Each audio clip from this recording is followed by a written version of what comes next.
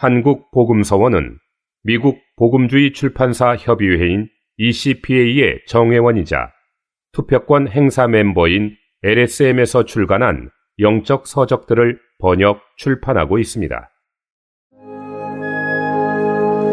시대의 흐름 안에서 봉사함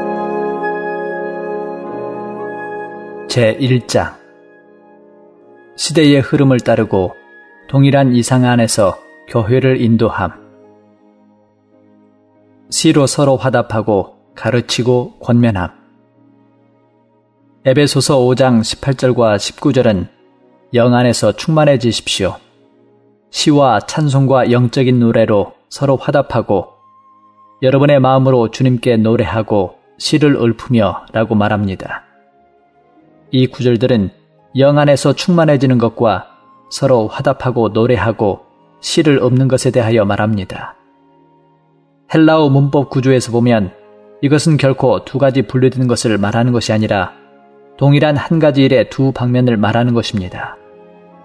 우리가 충만해지는 것이 먼저인지 서로 화답하고 노래하고 시를 읊는 것이 먼저인지 말하기는 쉽지 않습니다. 어느 것을 먼저 하든지 상관없어 보이며 서로 인과관계가 될 수도 있는 것 같습니다.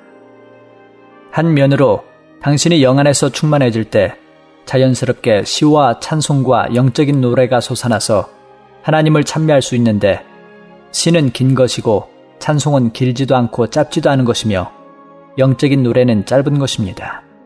다른 한면으로 당신이 다른 사람과 서로 화답할 뿐만 아니라 노래하고 시를 읊는 것은 당신을 영 안에서 충만해지게 할 수 있습니다. 골로새서 3장 16절은 온갖 지혜를 사용하여 그리스도의 말씀이 여러분 안에 풍성히 거하도록 하되 시와 찬송과 영적인 노래들로 서로 가르치고 권면하고 여러분의 마음에서 은혜로 하나님께 찬송함으로써 거하도록 하십시오 라고 말합니다. 여기에서 말하는 그리스도의 말씀은 살아있고 신선하며 현재의 말씀으로 일종의 교리나 이론이 아닙니다. 에베소서 5장 18절과 19절은 먼저 시와 찬송과 영적인 노래로 서로 화답하는 것을 언급합니다. 그리고 그 다음에 비로소 노래하고 시를 읊는 것을 말합니다. 골로새서 3장 16절도 먼저 시와 찬송과 영적인 노래들로 서로 가르치고 권면하는 것을 언급하고 나서 다음으로 하나님께 찬송하는 것을 말합니다. 우리의 종교적인 관념으로는 언제나 시와 찬송과 영적인 노래는 단지 노래하기 위한 것이라고 생각합니다. 그러나 에베소서와 골로새서 이 두 권의 책은 시와 찬송과 영적인 노래들에서 가장 중요한 것은 노래하기 위한 것이 아니라 서로 화답하고 서로 가르치고 서로 권면하기 위한 것임을 보여줍니다. 이 때문에 첫째로 서로 화답해야 하고 둘째로 서로 가르치며 셋째로 서로 권면해야 하고 넷째로 비로소 주님께 노래하고 시를 읊습니다. 서로 화답하여 영감을 말해낼 때에 자연스럽게 하나님을 찬송할 것입니다. 이것은 우리의 전통적인 종교관념과 다릅니다. 우리는 반드시 시와 찬송과 영적인 노래들이 노래하는 용도만 있는 것이 아니라 말하고 가르치고 권면하는 기능도 있다는 것을 보아야 합니다. 전통적인 기독교에서 시와 찬송과 영적인 노래들에 대한 관념은 바로 노래하는 것입니다.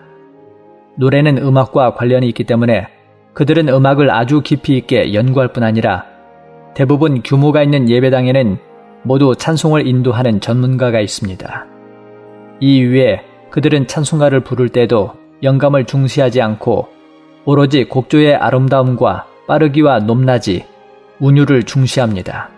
우리는 이와는 전혀 반대로 음악을 중시하지 않고 영적으로 말하고 가르치고 권면하는 것을 중시합니다. 그러나 시와 찬송과 영적인 노래들로 말하고 가르치고 권면하는 것은 결코 쉽지 않습니다.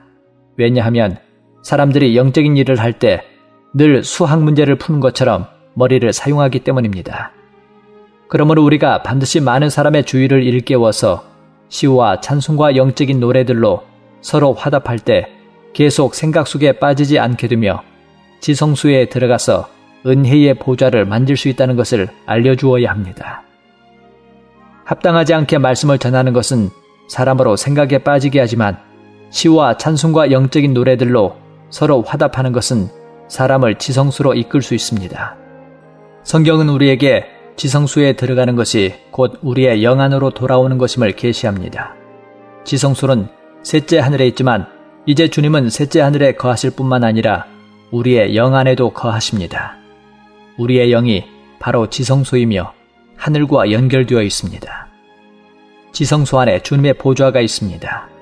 주님의 보좌는 은혜의 보좌이고 생명의 생수가 흘러나와 우리가 은혜와 공급을 얻을 수 있게 합니다. 우리가 앉아서 말씀을 듣기만 한다면 열의 아홉은 생각 안에 있을 것입니다. 그러나 당신이 한마디, 내가 한마디 시로 서로 화답하면 생각에서 영 안으로 돌이키게 됩니다. 이렇게 하면 학식과 견문이 매우 넓은 사람이든 일자무식인 사람이든 모두 지성소에 들어가서 은혜의 보좌를 만질 수 있습니다. 1953년 타이베이 훈련에서 우리는 에베소서를 한 장 한 장, 한 절 한 절을 차례대로 연구하며 읽은 적이 있습니다. 그러나 그때까지 나는 5장에 서로 화답하고가 무엇인지 알지 못했습니다. 1968년 인도네시아 자카르타 집회에서 이 말씀이 비로소 나에게 밝아졌고 나는 즉시 형제들과 찬송으로 서로 화답하는 것을 훈련해야 한다고 교통했습니다. 그 집회에서 많은 사람이 주님을 잘 누렸습니다. 대만에 돌아온 후 나는 교회들과 서로 화답하고와 관련된 일을 교통했습니다. 그러나 반응이 분명하지 않았고 많은 사람이 여전히 진부한 방식을 따라 생각 안에서 말씀을 전했습니다.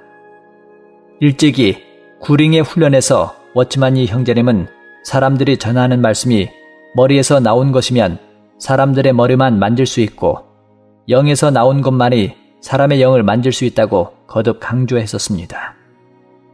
이 형제님은 긴 시간을 들여 우리와 교통하면서 영을 주의해야 하고 영이 나와야 사람의 영을 만질 수 있고 사람을 만질 수 있다고 말한 적이 있습니다.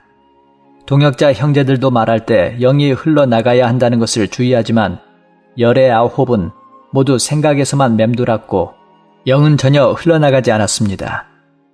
우리는 항상 생각을 사용하여 말씀을 전했으며 사람들에게 영을 사용하여 서로 화답하라고 격려하지 않았는데 이것은 전통적인 기독교의 영향을 받았기 때문입니다.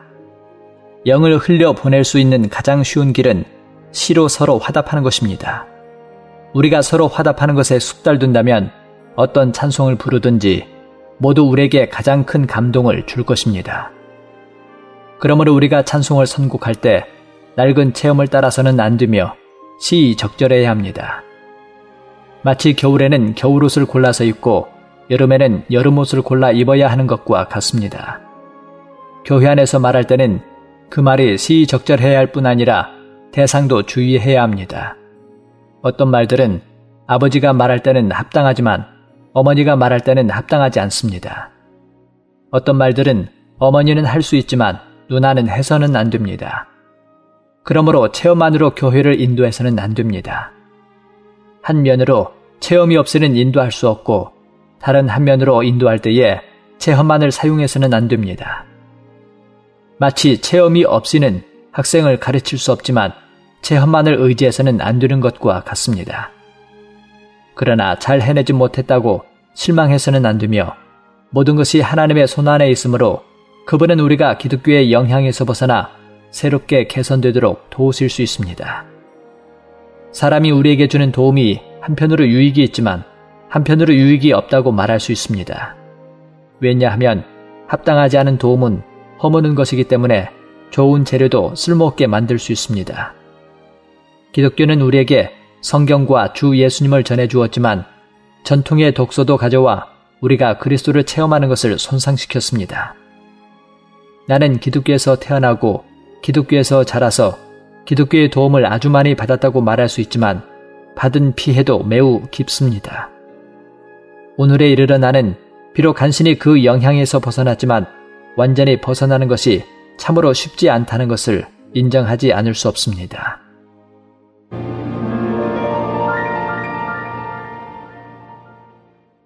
본 메시지가 수록된 도서에 관심 있으신 분들은 인터넷 검색창에 한국복음서원 쇼핑몰 또는 1600-3191로 전화 주시면 감사하겠습니다. 리디북스에서 전자책으로도 구입이 가능합니다.